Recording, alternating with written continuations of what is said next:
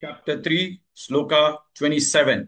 Prakrite kriyamanani, prakrite kriyamanani, prakrite kriyamanani, gunai karmani sarvashah, gunai karmani sarvashah, gunai karmani sarvashah, prakrite kriyamanani, gunai karmani sarvashah, प्रकृते क्रियमाणानि गुणैकर्माणि सर्वशः प्रकृते क्रियमाणानि गुणैकर्माणि सर्वशः प्रकृते क्रियमाणानि गुणैकर्माणि सर्वशः प्रकृते क्रियमाणानि गुणैकर्माणि सर्वशः अहंकार विमूढ़ात्मा अहंकार विमूढ़ात्मा अहंकार विमूढ़ात्मा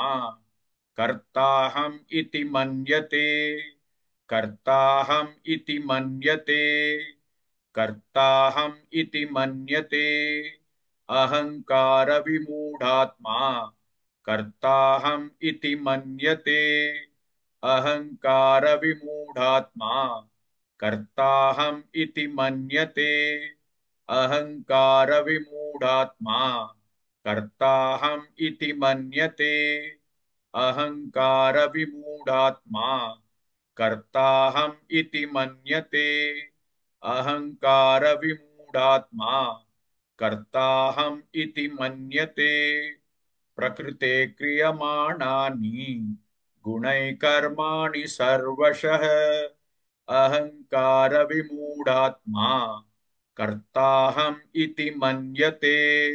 Please like and share this video because you could be instrumental in helping someone around the world recite the Srimad Bhagavad Gita, thereby helping them to have a life of unending opulence, victory and prosperity. This is mentioned in chapter 18, Sloka 78. Yes, don't forget to buy my book, Leadership Can Be Child's Play. Namaste.